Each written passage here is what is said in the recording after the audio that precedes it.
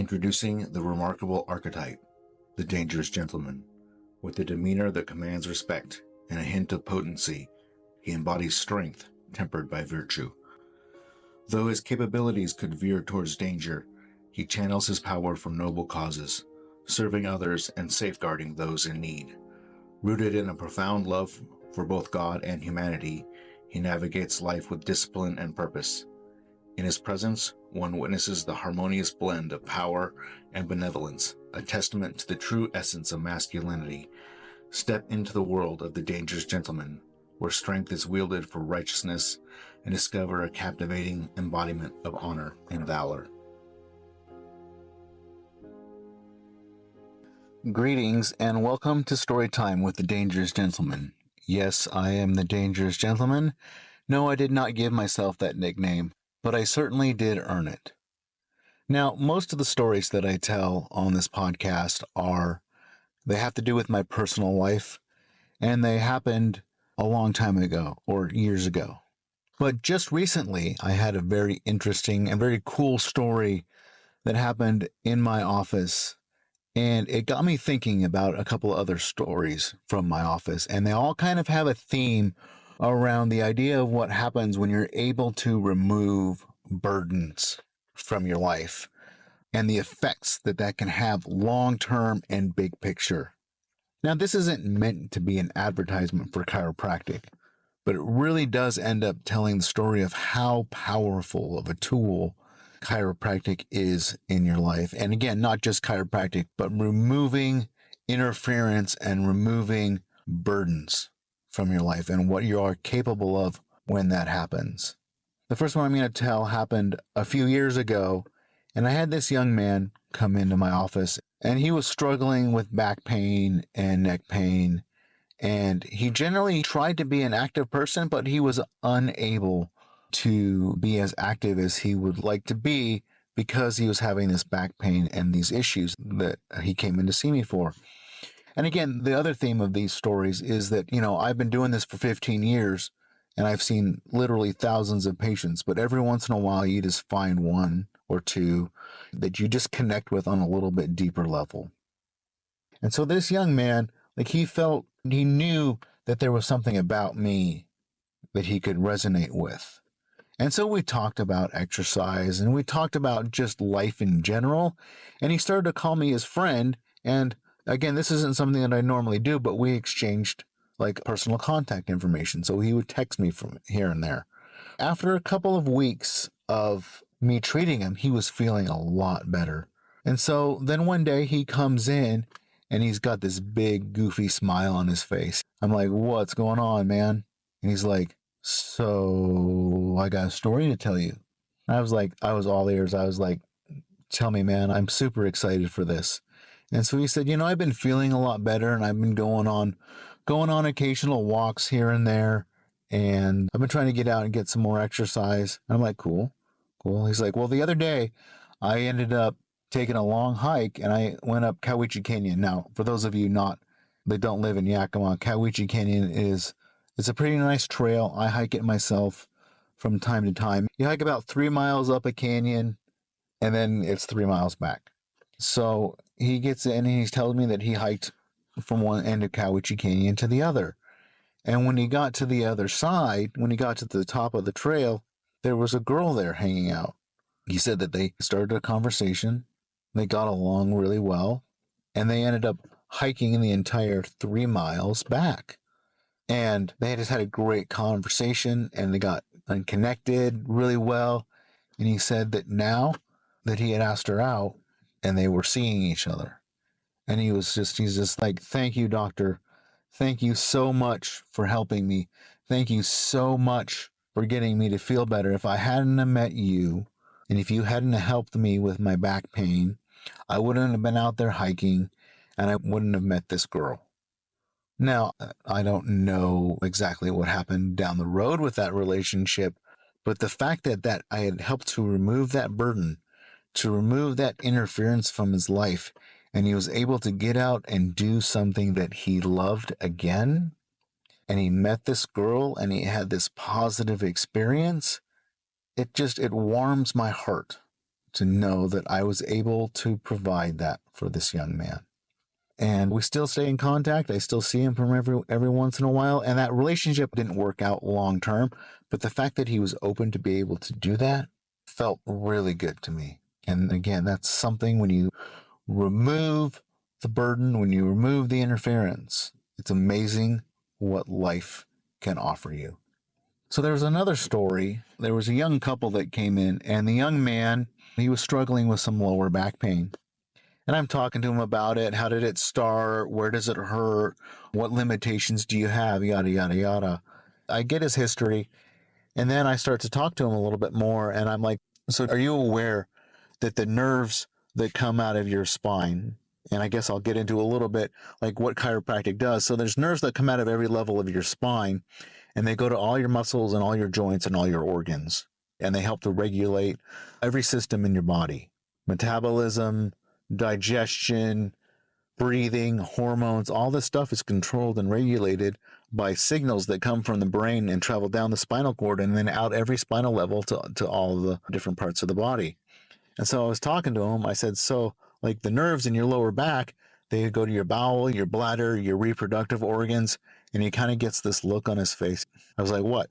He said, well, my wife and I, we've been trying to get pregnant and we haven't been able to get pregnant. Now, this is a younger couple. They should have no trouble getting pregnant. And they had been trying consistently for like a year and a half or 2 years, and they couldn't get pregnant. So I worked on him a few times, got him feeling better, and then I didn't see him for a couple of months.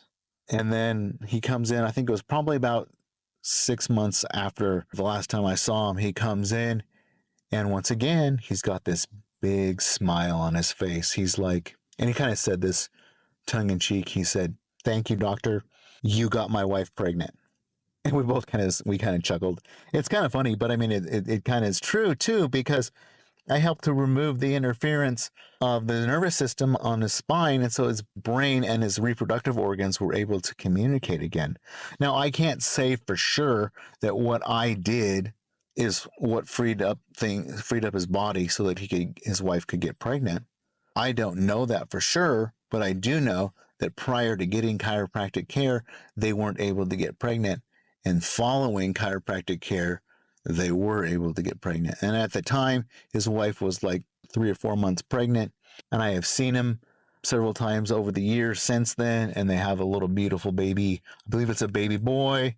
And he's just so happy. And he comes in every single time he sees me. He's just like, "Thank you, doctor. Thank you for getting my wife pregnant." So it's kind of fun. The most recent one, this is the one that got me thinking about this a lot. Again, I've seen a lot of patients over the years, and you connect with some every once in a while, and you never know which one it's going to be. You never know which one is going to be the one that walks in the door, and that's going to be the person that you form like a lifelong connection with.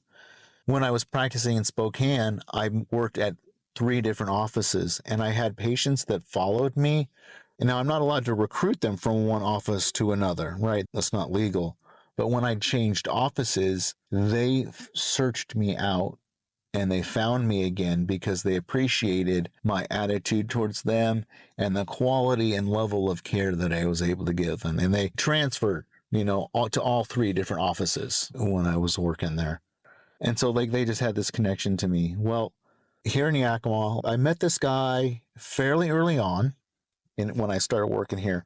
Older guy, big beard, and he's just had this attitude when I came in. It was just like, and my grandfathers are both dead. I don't have a grandfather. And my dad lives in Colorado, and we're not that close.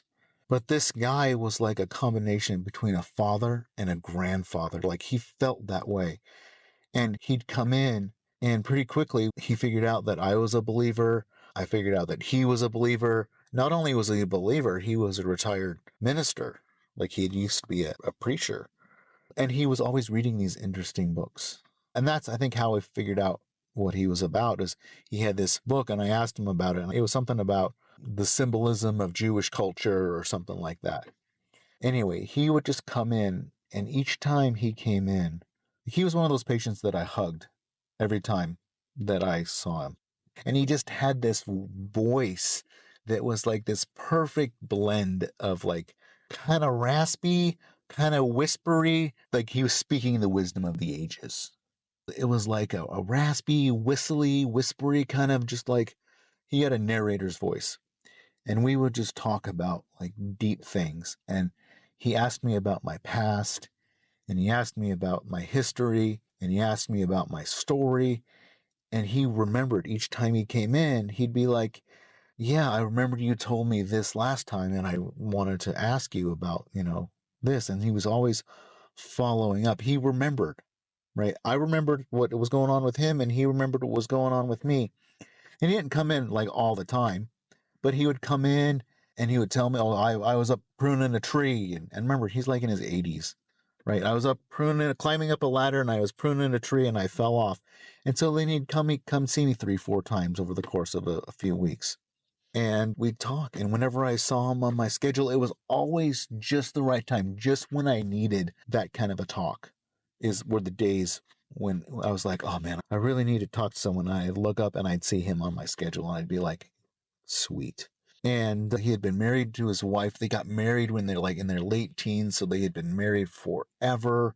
And now his wife had dementia, and she needed help with every facet of her life. She could talk a little bit, but she would have days where she remembered and days when she didn't remember.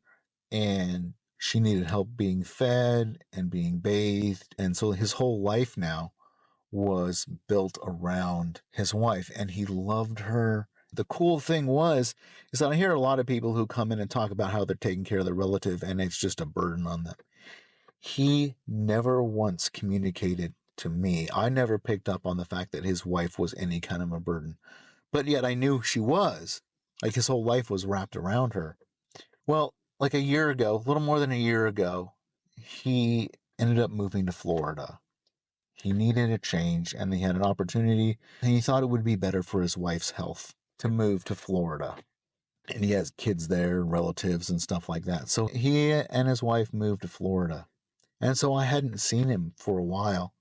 Well, just this last week, I was walking through the office and I saw him in the waiting room. I was like, oh, cool. He's here. He's here. I'm going to get to hang out with him a little bit. I wonder why he's here. And so he filled out some paperwork, and I took him back, and I got to do a re-exam, and I'm going to adjust him and all that stuff. I walk in the room, and he's just got this big smile on his face. And he has these huge expressive eyes. And when he smiles, his whole face, he's one of those people where his whole face smiles, not just his mouth, but his face, his forehead, his eyes, just everything was smiling. And I'm like, Dennis, sorry, his name is Dennis. I said, it's really good to see you. And he's like, it's really good to see you too. And I was like, so how are you doing?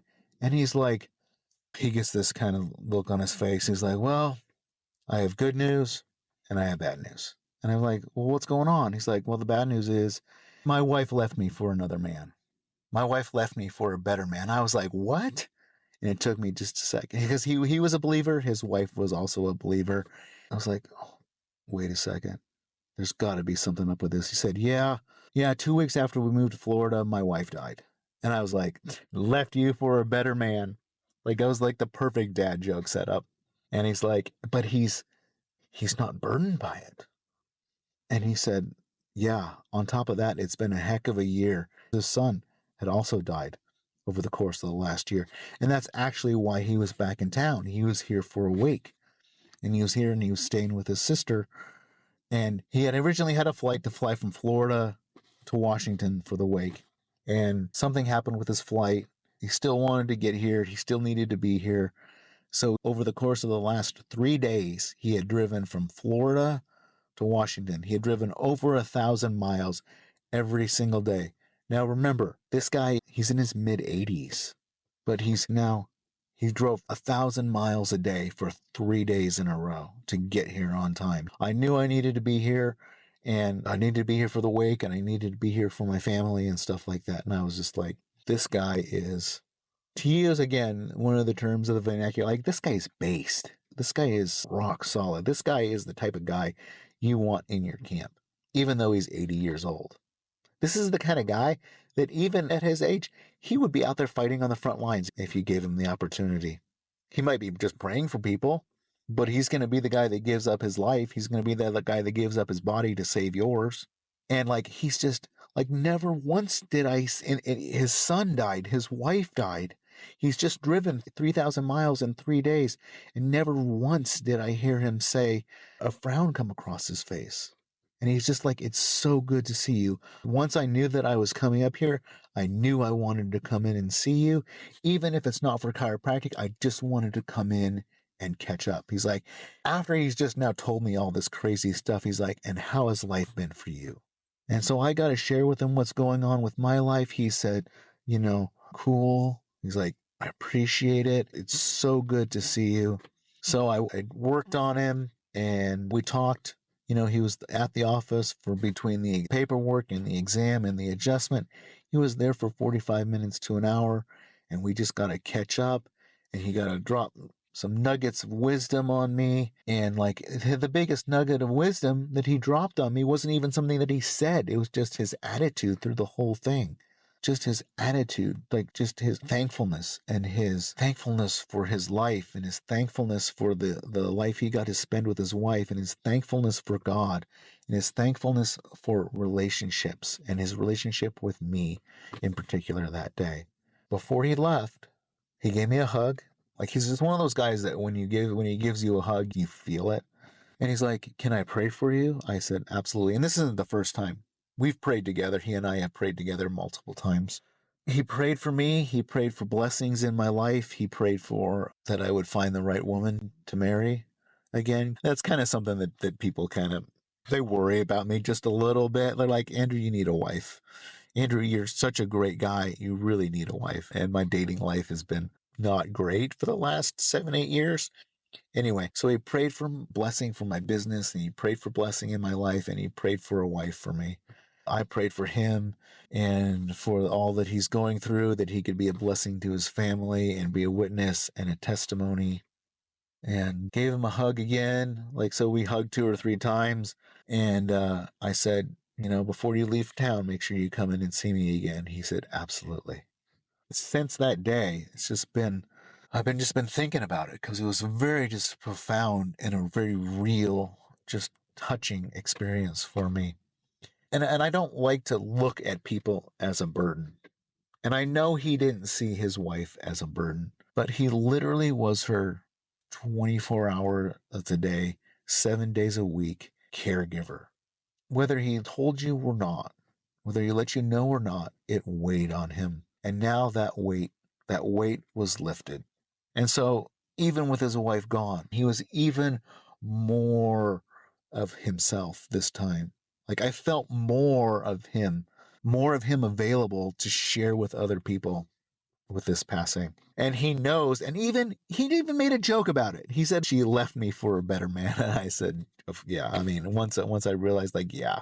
So there's so much that can be gleaned, and you never know who it is that you're going to run into that's going to have that kind of an impact on you. And so that's lesson number 1. You never know who it is that's going to have a profound impact on you, or that you're not going to have an impact on them.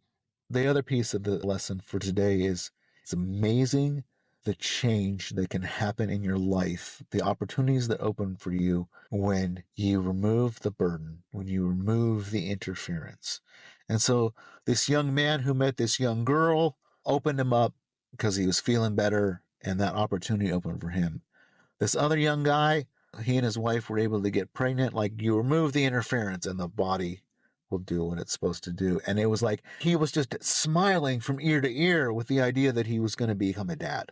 And then my friend Dennis, like, that burden that was lifted, and he was even more of himself. I'm a little emotional right now because I'm still thinking about him, and I'm thinking about these stories, and there are more. There are lots more. When you've been in practice for 15 years, you have enough of these experiences that they can really have a dramatic impact on you. And so at some point, I'm just going to start throwing out some of these stories about people I've met and experiences I've had as a chiropractor. So that's all. So if you like this content, please give it a rating, a review, and share it with your friends. Also, if you'd like to learn a little bit more about me and what I'm all about and what I can maybe do for you, check out my website at thedangerousgentleman.org. That's thedangerousgentleman.org. Thank you for listening.